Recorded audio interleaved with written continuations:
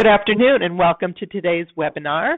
My name is Jennifer Spiegler. I'm the Senior Vice President for Strategic Partnerships here at Kognito. Today's webinar is mental health as part of a comprehensive school safety framework, and thank you everyone for joining us today about this important topic. I see from our registration list that we have a wide range of roles and disciplines on this call, which is great. Obviously, a topic that's really important to administrators, support staff, mental health professionals working in schools, teachers, parents, school board members. So some of each of those are on the call today, which I think is great. I want to do some quick housekeeping first before we get started. A question that is always asked, and I will answer it many times over the next hour. This presentation is being recorded, and a copy of the recording and the slides will be sent to you following the presentation.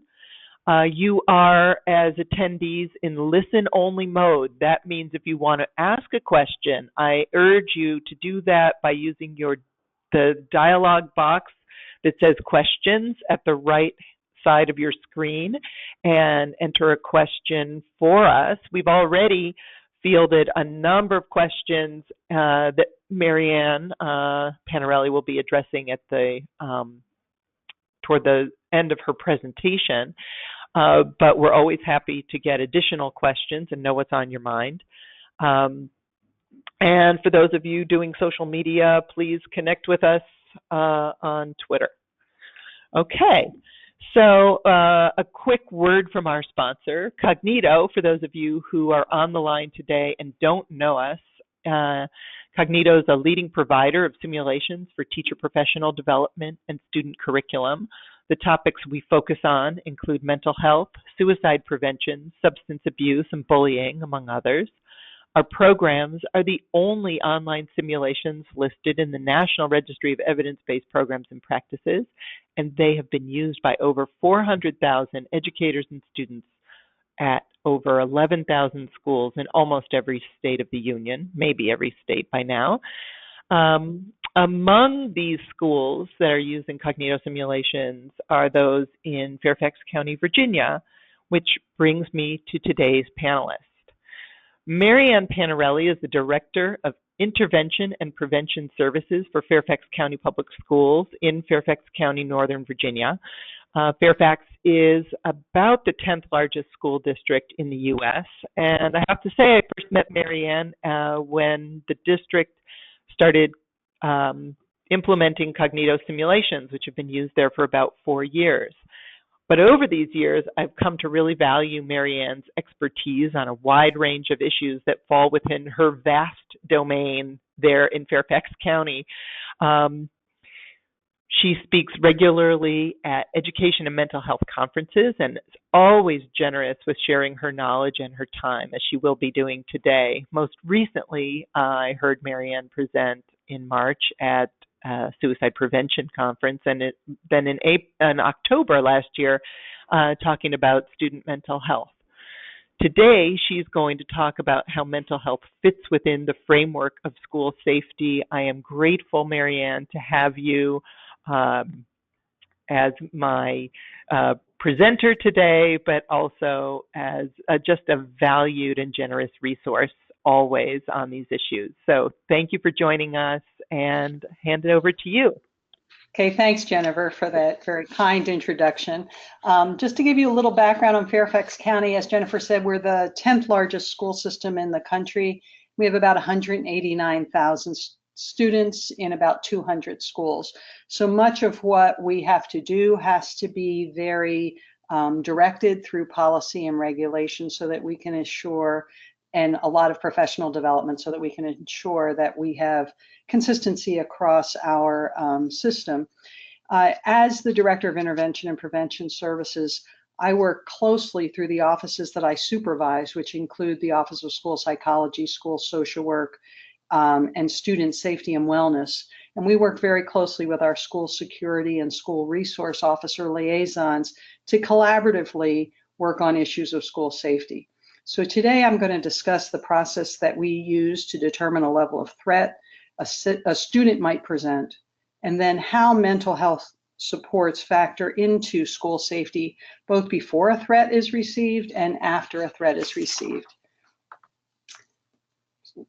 So the first thing I wanted to do, because I had an opportunity to look at a number of the questions that were coming in, and we certainly are going to focus primarily on mental health, but a lot of people had questions about how we did threat assessments and how we regulated them and what kinds of responsibilities different people have in that process. In the state of Virginia, I've given you a link there on the slide to a very useful tool that provides model policies, procedures, and guidelines.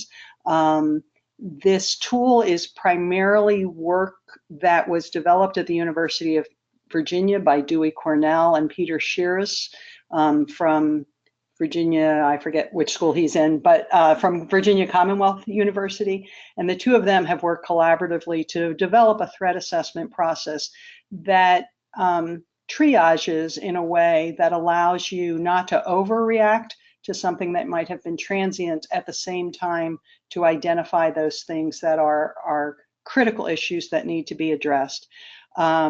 So in addition to the policy, which we took what was being presented by the state of Virginia, and we revised it a little bit to fit in with other things that we had going on in Fairfax, but fundamentally we used the same process. We also then created a policy and a regulation that defined the core elements of what we expected a trained threat assessment team to do at each school. Again, this provides us with the opportunity to refer to regulations when questions arise about how records are held, et cetera. And so it was helpful for us to take the time to develop a regulation and put it into place. If you go to the link, not now, but later, you can see on page 34 that there is in fact a guide that the state has developed, the state of Virginia has developed to help go through step by step what a threat assessment should include, and also provides a way to record the information that is coming in from the threat assessment. Certainly the process, as I said, avoids a situation where you may say any threat will be a suspension because, or some other form of exclusionary discipline, because again, in some cases, we know that the threats are transient and non-serious, and therefore we may not need to respond at that level. So as I said, each school in our division, now small divisions might just have one threat assessment team, but with 200 schools, each of our schools has a threat assessment team, and it's led by the principal, and it includes a school psychologist, a school social worker, a school counselor, and also the school resource officer, and may also include an assistant principal or anyone else that the principal would like to have on their team. They're trained centrally to respond to a threat made by a student. The division does have a central team that responds to threats made by adults because there are many fewer of them, and we can handle that with a central team. The core elements of a threat assessment is looking at who made the report and what was the incident that was reported, and then who was involved, who made the threat, who was it against, and then contact information from all parties are recorded on this form that I referred to, so that we can go back and get additional information if we need to. We also record the core information that comes from witness interviews, and then we go beyond the immediate incident and look at records, school records, to see if there's been past threats. In some cases, depending on what the threat was, we may review social media information. We have conversations with the students' parents to see if there's been anything going on at home. Are they aware of any changes in the child's behavior? Has there been anything that has concerned them? And to let them know that a threat has been made. But they become sort of part of our sources of information. And then when we interview the student, there are key questions outlined on the form that allow us to have every school team asking the same questions so that we're not reliant on a group to just try to get through the process by themselves, but it's a very directed process. And then based on the level of risk, so most of that early collection of information is being done by an administrator, the principal or an assistant principal, because they're just trying to figure out what information do they have. If the information that they have leads them to believe that there might be an imminent, a high, or a moderate risk, the principal activates the whole team and the issue is discussed. Anytime we see imminent, high, or moderate, we also do a mental health assessment, which is an interview with a psychologist or a social worker, where we are trying to get an assessment of where is that child at this moment. Are there any suicidal thoughts? Can we get some information in that assessment to determine, is a child having any kind of intrusive thoughts? Are we looking at a child who has perhaps serious mental health issues? In serious cases, we are working again, as I said, with our school resource officers or at the elementary level with the regular police department. And they may make a home visit to determine access to lethal means, et cetera, if there has been concern raised that the child may have access to guns or a knife or some other lethal means. We also have put in place a process where we contact the targets, depending on the age, or the parents of the targets in all cases, to inform them that a threat has been made and that we've assessed that there may be some risk to this threat. And then we also immediately offer supports to the parent and to the child to ensure safety and also to address any anxiety or any concerns that may come forward as we've let them know that there is a potential threat. In that process, this is a question that comes up often in our training as we do tell the parent the name of the person who was making the threat. In normal school protocols, we don't usually reveal information about another student to a parent who is not the parent of that student. But in the case of a threat, the need for security overrides the FERPA regulations that might apply. And so we do, in fact, tell them the name of the student who made the threat, because if they do not know who the name of the student is, they don't have any way to help protect their child.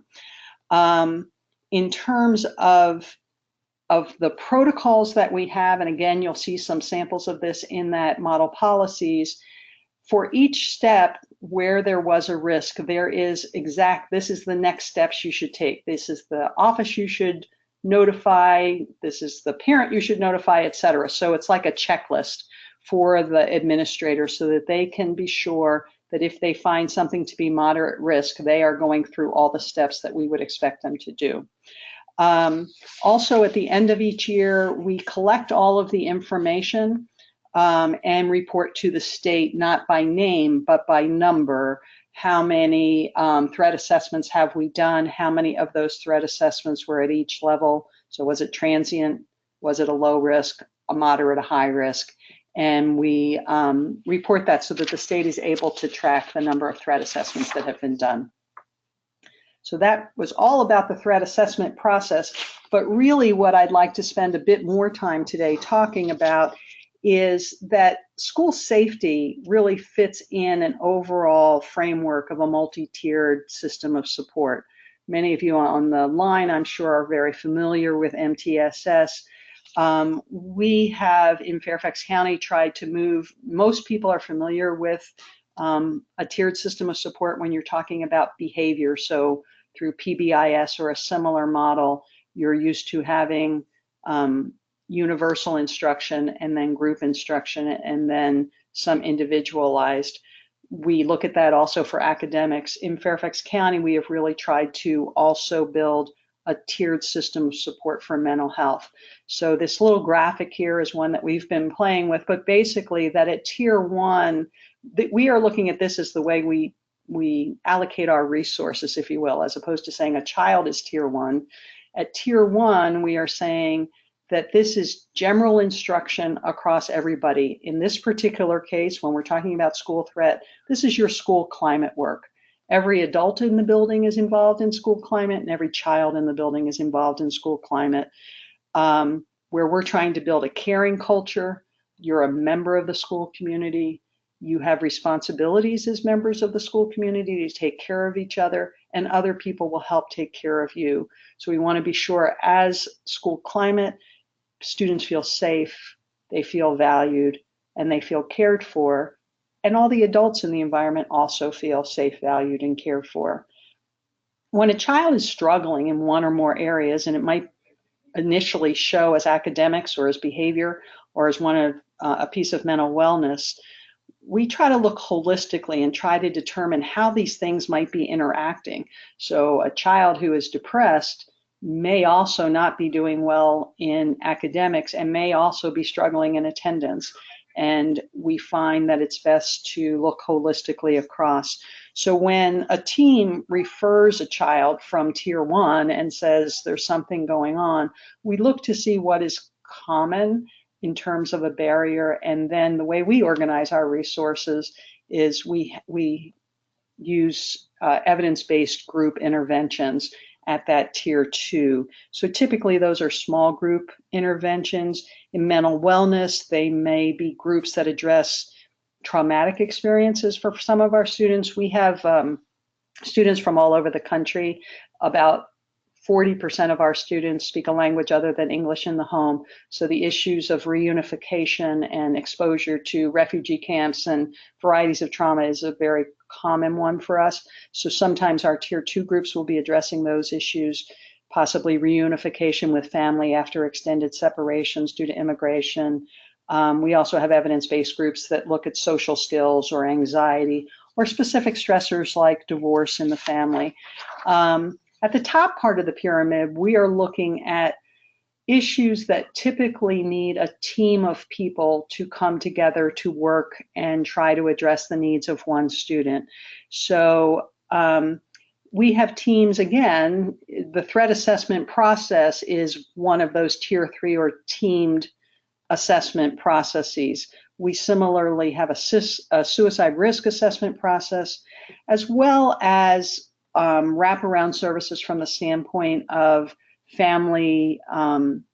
We interact with different family agencies. So again, in Fairfax, we have a process we call a family partnership meeting, where the family is invited to bring in critical supports in their family. So they may come with an aunt, an uncle, a grandparent, the next door neighbor, to try, in addition to potentially multi-agencies, so the schools, maybe Department of Family Services, maybe mental health, to talk together about what issues the child is experiencing and then work out a plan that works best for that child.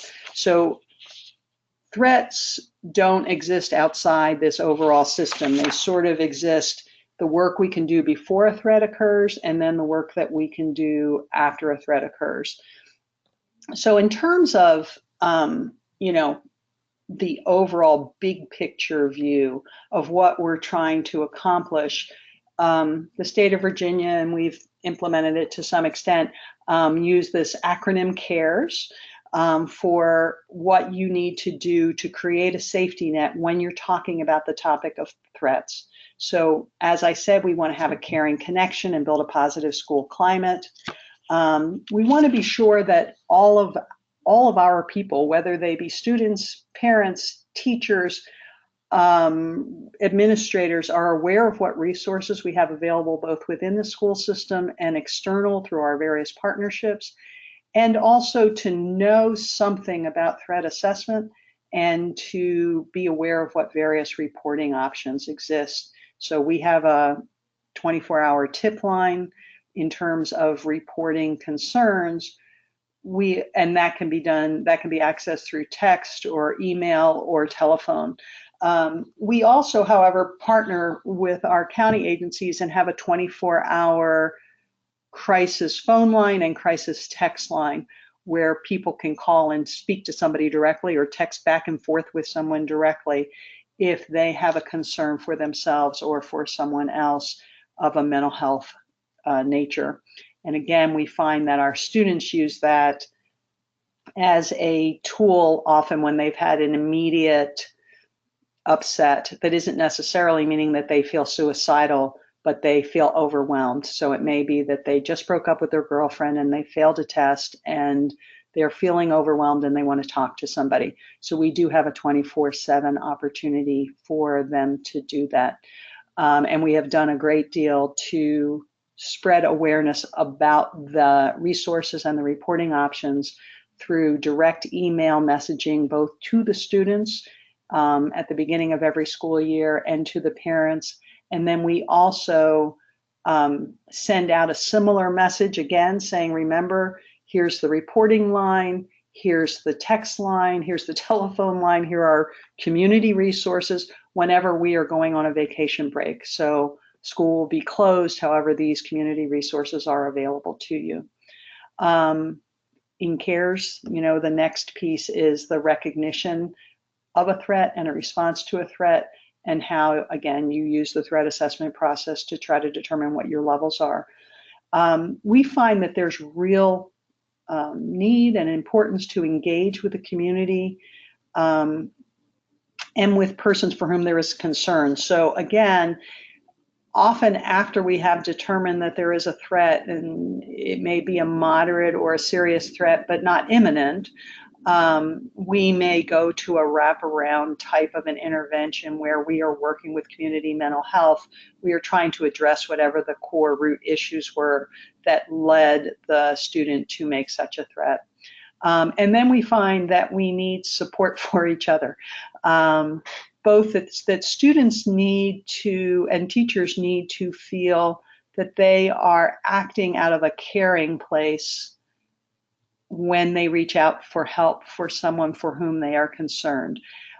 We found when we've done a lot of bullying prevention work that the message that you need to reach out to an adult if you know of someone who is being bullied, because we need to support that child, has gotten much stronger response from the students, much better response from the students than when we tried to ask them to report who the bully was. Similarly, we just are telling them, if you hear of something that is of concern to you, whether it's that you're afraid that your friend is depressed, or it's that you've heard about a threat, or it's that you know of a bullying situation, in each of those cases, there are adults who can help, and we're encouraging you to reach out.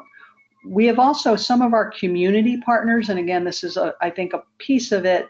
After Parkland, a number of our church youth groups, or our religious leader youth groups, not necessarily at churches, synagogues, etc., met with their kids and asked them if they could name 3 people that they would tell if they were aware that there had been a threat or that somebody might do something that was of concern.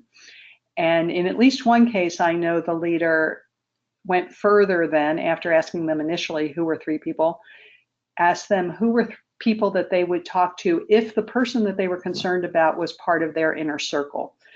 And the kids actually didn't spend very much time talking about who they would talk to, but they talked about how difficult that would be and the challenges that that would bring up. But by allowing those conversations, you're helping kids plan and think about where are they going to need to go next and how can they do that. So we have done a lot of work where we just go, the psychologist, the social worker, and the counselor for a given grade level or whatever will go directly to each class, introduce themselves, explain where they are in the building, and explain what their role is in terms of being of support. And often we find that there are students who did not know that those people were available in the building. They generally have the idea about the counselor, but often they are unaware of the psychologist or the social worker. And so by introducing and letting them know, we are just trying to, as in many ways as we can, reduce stigma around these issues and get people to talk to us. The last thing that I'll mention that we have done is we have added to our health information form, which is a form we use at the beginning of the school year where parents write in and say, my child has an allergy to peanuts, or they have asthma, or they need to take medication for whatever reason. we have added in the list of things that you might check off that your child has for mental health issues, and we've added them in alphabetically. So depression comes right before diabetes. We have anxiety, right after asthma, or I'm not doing that alphabetically correctly, but right before asthma. And so we've added anxiety, ADHD, depression, and eating disorders as something that a parent may choose to tell us that their child is experiencing. And if they check any of those, we then send a letter to those parents and invite them to share additional information if they feel that the child's condition is something that needs to be addressed during the school day. This has allowed us to, again, identify some students that we may not have been aware of just based on their functioning in the classroom, that we may not do much besides just go and make sure that that child is aware. I'm a psychologist, I'm in your building, this is where my office is, here's my card. If you need to reach out to somebody, just wanted to let you know I'm here. And then we may, as the year go on, invite them into some of our groups, et cetera. So I'm going to stop there in terms of just presentation. And then I think we have a number of questions that have come in that Jennifer is going to try to group together and we'll try to address. We absolutely do. Thank you, Marianne. Thank you very much for that. And in fact, before I get to the topics that came in that were prior to from our registrants, I want to ask a question that came up while you were talking, and that is, with all the work that you're doing, how many of the students, and obviously this is, how many of the students who are identified in the threat assessment process are already known to the school as having other issues, might be in a group in a tier 2 or in some kind of individualized intervention in a tier 3 kind of category? I would say it varies a little bit by grade level. So elementary students make lots of transient threats. They just say things because they're mad.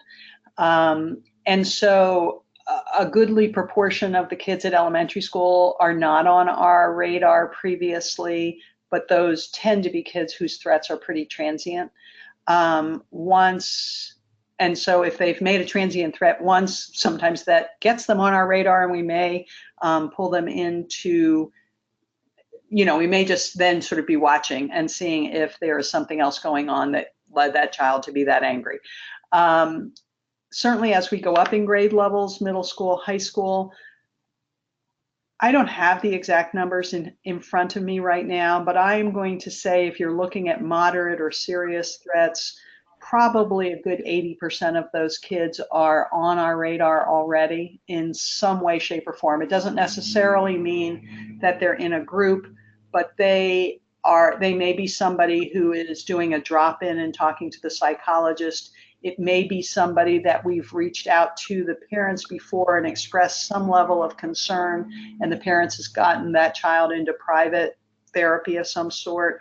But I would say that it's a pretty high percentage of the kids who are making more serious threats that we have an awareness of before. Again, in some cases, the awareness has been more behavioral, that this is a child who has had multiple behavior infractions. So it's not always great. We know about them mental health wise. Right. And then for everybody on the phone who's asking about the slides being sent along after the webinar, yes, you'll get slides, and I think we could probably find our way to attaching the form that Marianne was. There will be a link to the form that Marianne was referring to earlier. So one topic that came in a few times was, where does suicide fit into the conversations about school safety? And you talked a little bit about that in the tiered structure, but can you say a little bit more about that? Yes, absolutely. So in some divisions in Virginia even, they make the threat assessment comprehensive of a suicide risk assessment and a threat assessment. So a threat to yourself or a threat to someone else, they sort of put together. Again, we're large and we have a lot of children, and we have divided those into two separate issues. But we do know just from the youth who have been gotten to the point of shooting at schools or having very high levels of aggression and actually injuring people in a school environment, that there is often a suicidal element to it, which is why we always do a mental health assessment for any of the moderate or serious risks. And in that mental health assessment, we will directly ask about suicidal ideation, and will go through the rest of our suicide assessment process if in fact that comes up. And I will tell you, in our most serious threats, I think all of the students who have been in our most serious threats have been taken to our emergency mental health center, and in most cases have been hospitalized. Again, not necessarily because they were suicidal. It may have been the homicidal ideation that got them there, but they were often youth who had some serious mental health issues. Great. And a question follow on to that: who conducts that mental health assessment? So in our system, we have a school psychologist and a school social worker assigned to each school. That does not mean that they're full-time at those schools. So typically at elementary, they have two schools. Typically, they would have a middle school and one elementary school, and then, but at high school, they're full-time. So either the school psychologist or the school social worker would do the mental health assessment. We have also trained school counselors to do suicide risk assessments. So if for some reason they weren't available, they could do that component of it. Great. And a lot more questions coming in, so let's move along. What are the liability issues of doing the threat assessment as a school employee? Are there any?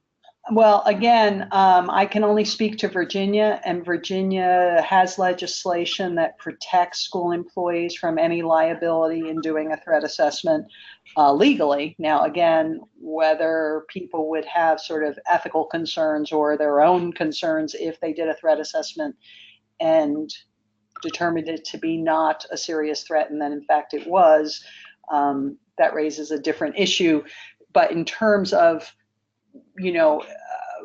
being able to do it without parent permission, for example, that's covered under legislation in Virginia, because the threat, again, allows you to override some of the things that one would normally do under FERPA.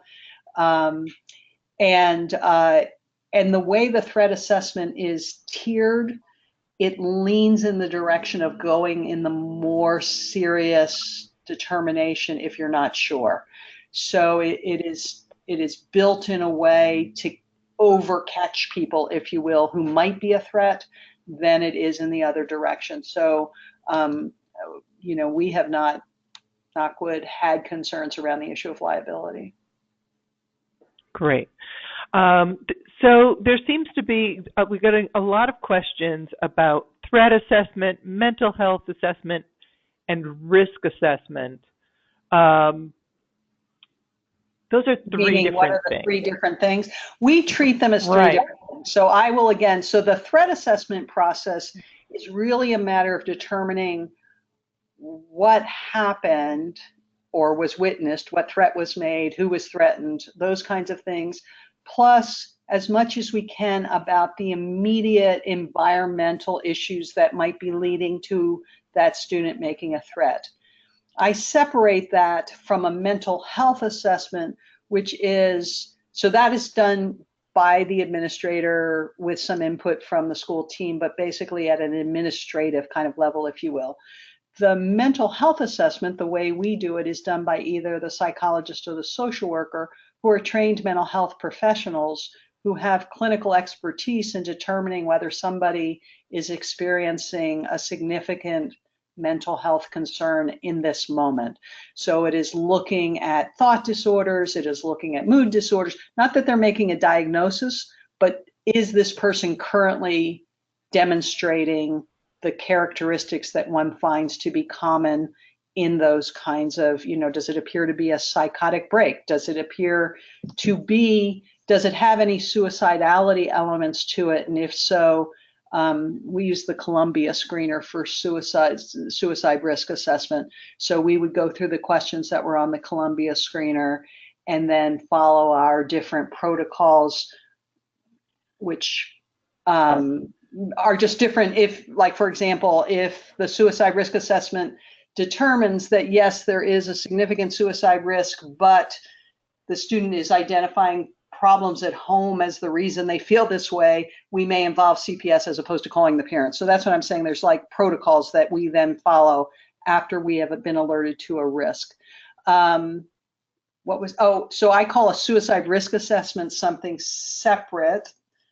It's sort of tiered. So in the environment of a threat, we would do the threat assessment first.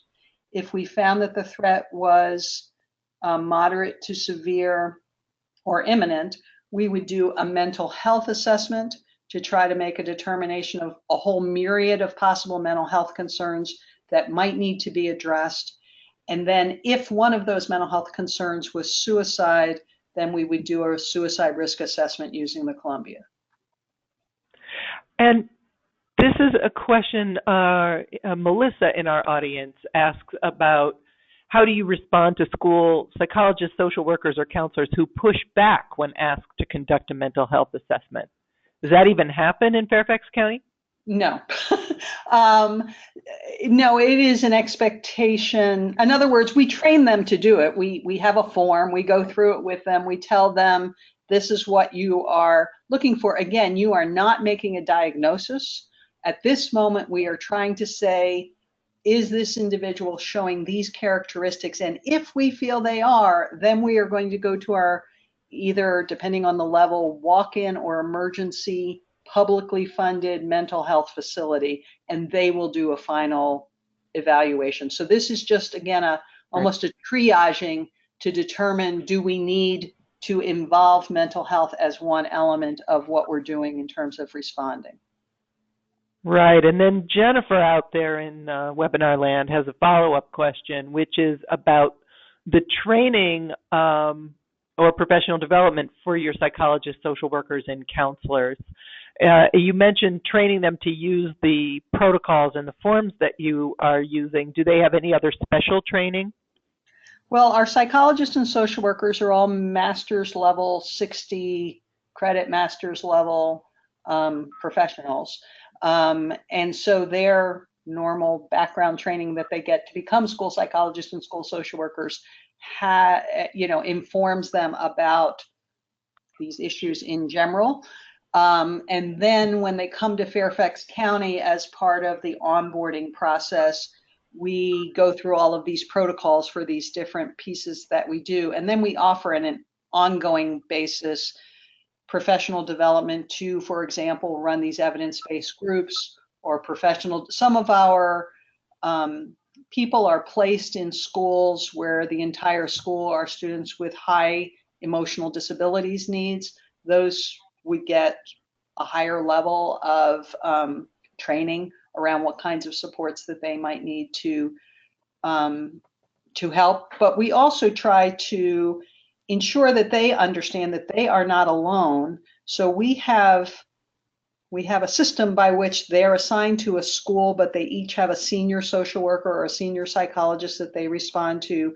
And they have monthly supervision groups that are clinical supervision groups that they meet with that person. But in an emergency situation like this, they can and often do call and ask, say, here's what I'm seeing, and get advice from a senior psychologist or social worker, who in turn knows that we have partners in our community, and we can turn to our mental health partners and say, this is what we're seeing. Here's where the steps we think we need to take. So we want to be sure that they have core competencies in these in the ability to do these various assessments. Now, I will say counselors, it's a little different. So with counselors, that is why we have the mental health assessment done by psychologists and social workers, because while counselors are great people and have a lot of background, some of them do not feel capable of and do not have the right background to do that kind of an assessment, and they would push back. With the suicide risk assessment, because we use the Columbia, and the Columbia was developed so that it could be used with a modicum of training. It's an online training for like an hour. It's just a checklist that leads you, and it has a very clear, here's the response you should make if the child answers in this way. And again, leans in the direction of, if you have any doubt, go ahead and send them over to the emergency service people and let them do an evaluation. So the counselors do also do a suicide risk assessment, but they don't do this mental health assessment because they don't have quite the same background. Right. Mark wants to know, you mentioned the importance of school culture to school safety and health. Building such a culture, he says, is in a collaborative and measurable way is extremely difficult. What resources does Fairfax County provide to help principals, students, and parents focus over long-term on climate and culture? That's a big question. Again, we have, as I said, we have 200 schools. So we have a lot of different initiatives, pilots, and various things going on in an attempt to come up with something that can be replicated from one school to another about school culture. What we have found, the core things we have found, is that the principal and the staff needs to make the choice that this is what will help their school culture. So what we're trying to do at this point is develop a 3 or 4 different things that they could pick from that we know are all evidence-based and have worked in some school in Fairfax County that we can refer them to and say, you should talk to this principal because he really has found it turned his school around in a lot of ways. As we all know, the principal is a huge component of school culture all by themselves. And, so their leadership. So we use a variety of we use Ruler in some of our schools. We use Kids at Hope is another step forward that we use in some of our schools. Some of our schools use Second Step, and some are using broader, bigger things like the Positivity Project. All of those are external to Fairfax County, most associated with some university. And again, we have a variety of research things going on where we're using a particular thing, and there are researchers from various universities evaluating the effectiveness of that in terms of turning around school climate. The other piece I would say that this is just experientially over the last 10 years, your school climate really has to also attend to the health and wellness of your teachers and your adults in the environment. If all of the focus is on how you as adults should make this a welcoming place for the children, and none of your focus is on how do you want to feel in school and what steps can we take to make sure that you feel that way, that you feel valued, that, and to communicate to parents that that's an important thing, that the teachers also need to feel valued and need to feel safe. I find that those components have to be a part of truly shifting a school culture and making it positive. Great. I've been doing a lot of reading about that too. The support of the teachers and faculty, especially in the aftermath of a threat or a traumatic event. Right. Sue asked an interesting question. This takes it a little bit down a different path. Do all disciplinary issues such as vandalism or bullying result in assessment of the perpetrator? Hi, Sue, by the way. No. Can you answer that? No, they do not. So again, we restrict a threat assessment to someone who's made a threat.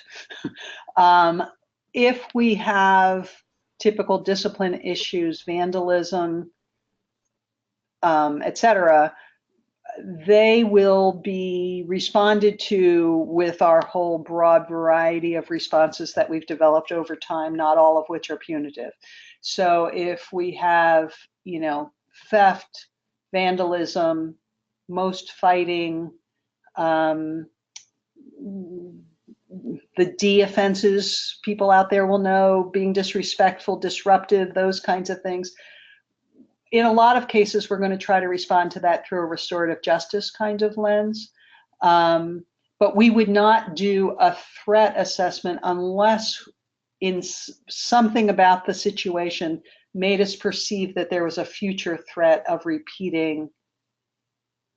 In other words, that there was an active future threat, like not just because he did it once, he'll probably do it again, but as you were working with the child who was, vandalizing, they are saying to you, you just wait, I'm going to key every car in the parking lot tomorrow. That child would get a threat assessment. But the one who, just did some vandalism, we would not typically implement this whole process. Yeah, great. I'm looking at question number 3, what procedures can be implemented to disseminate information to teachers, parents, and the community? And a related question that came in the meantime, which is related to, you mentioned that earlier, that when there's a threat against a particular child, you always notify the family of the who's making that threat. If the threat is against the whole school, do you notify the entire parent body about the threat? Okay, so 2 separate questions. So in terms of disseminating information, I thought that the question was disseminating information about how we do threat assessments. And again, the state of Virginia has created videos that parents can view and teachers can view and students can view, and we've just publicized those. In terms of disseminating information about a threat or about something that has happened that in some way threatens the school community, we found a gun in school, something like that. We do have a process where we work with our communications office, and information about serious situations that happen do get sent to parents directly through something we call a keep in touch. It's a direct email, text, phone. All 3 things happen at once that notify parents. They don't necessarily go to the larger community, although in the day of social media, the larger community immediately knows when we've notified all the parents. In terms of information to teachers, often that is done at faculty, like we'll hold an emergency faculty meeting at the end of the day with, for a half an hour to say, this is what happened, this is what's been done, this is what we're doing to ensure that people are safe. So we use that if there has been, for example, we had a situation where we had not a lockdown drill, but a real lockdown. In other words, there had been a report that there was someone seen with a weapon and the school was locked down until they could identify. One of the things and there was no risk, but until they could determine that there was no risk, the school was in lockdown.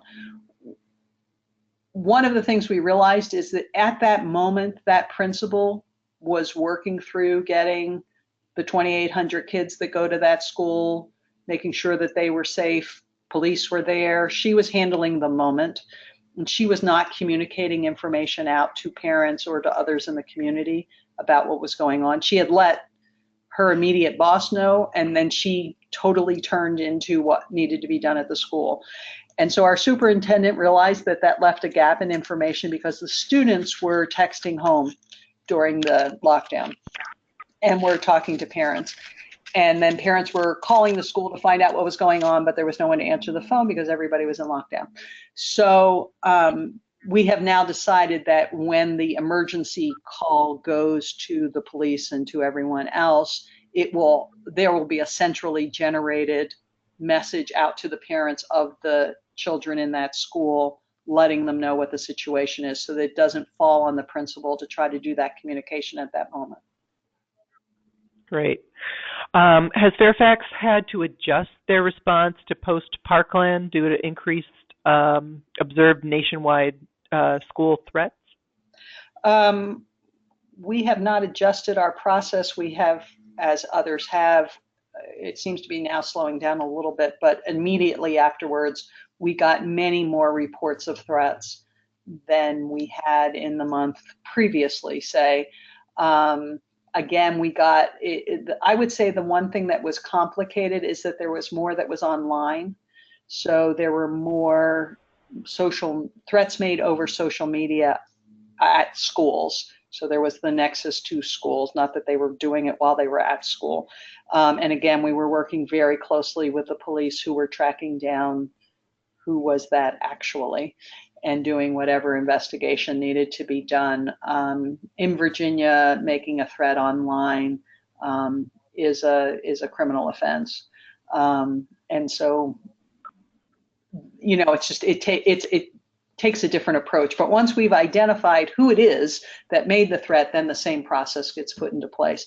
And we haven't really adjusted that process right now. We are in the process right now of reviewing all of our security across all of the schools to see if there's anywhere that we need to make any enhancements. And part of that process is this summer I will be pulling together our people who developed our threat assessment process and see if there's anything there that we need to tighten up. But for the moment, we're using what we have. Great. One quick question, and then the last question on the list. So the quick question is, if the person is older than 18 and refuses help and resources, is there anything you can do for that person? Well, and I'll answer that it is also sometimes the case that the person is under 18, but their parents are refusing help and resources. And that gets to be difficult. Again, if we feel that this child is at serious risk to themselves or others, we would, if the child was under 18, we might involve CPS, which is our Child Protective Services. In some cases, we have done temporary detaining orders, like we've taken them to the mental health assessment, regardless of their age. If everybody agrees that this child needs to be hospitalized or needs X mental health intervention and the person is refusing it, and we really feel that they are at risk, again, to themselves or to someone else, then we would ask for a temporary detaining order and then go that route to get the evaluation done. We have not had, usually by the time we get through the mental health assessment and the other pieces, a level of rapport has been established with a psychologist. And, we just have not had that many situations where the individual involved is simply refusing all assistance. Now, I can't tell you that 2 weeks from now they're going to follow through, but in the moment, they're usually have gotten to a place of being much more compliant with the whole situation. But sometimes their parents may push back, especially if the closest psychiatric bed is some distance away. And so again, we are, as a community, looking at, we have, for example, an emergency 45-day location that's not in a hospital that we can utilize. So we have some other resources that might not be available everywhere, but we continue to look for where are the gaps that we can fill in to try to help that not occur. And this also comes up sometimes, and I'm sure some of you have experienced, we get both transient repeaters. So over and over and over again, the kid is saying something inappropriate that is threatening, but nobody really feels they're really a threat. Again, we tend to look at that as a social skill issue. I don't know how to express anger appropriately. I don't know how to, and we try to do it through a social skills group. If we have someone who is making more serious threats repeatedly, that may result in disciplinary action, a removal from that school, not necessarily from the whole school system, but a removal from that school potentially into one of our smaller programs with much more intensive resources. Great. And then we're down to 3 minutes. You had one quick question about if there's a positive threat assessment, what's the role of the school resource officer? If you can answer that for Ryan real quickly, then we can do the last question on our list. If there's a positive threat assessment, we notify the school resource officer, and depending on what has been threatened, the school resource officer, as I said, may go to the home, may ask to go into the home and look at computers, look to ask the parents, do you have guns? Are they locked up? Do you have other, whatever the child said that they were going to use? I mean, often the parents are surprised and are saying, what? Sure, you can look at anything. I don't know what you're talking about. But, and then we let the police, obviously, depending on the threat and the circumstances, there may have been a law broken. And so they would then go and do their police route. But the threat assessment piece is all done before that. So whatever interviewing and whatever is initiated by the school administrator, and only if, you know, I don't know, they went to the kid's locker and they found a gun, then the police would take over entirely and the school administrator would back away.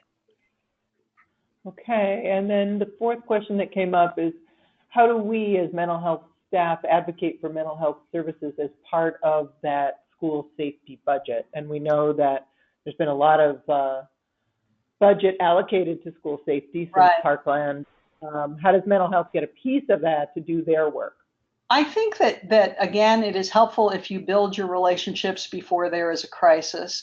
At this point, our Office of School Safety, when approached by almost anyone will say to me, I think you need to be part of this conversation. So it is very much the intention to put forward the need for mental health services right next to whatever locks they're going to add to the doors or whatever other piece, because they acknowledge that building an environment in which kids will tell somebody there is a threat is probably the most effective way to avoid that threat from being implemented.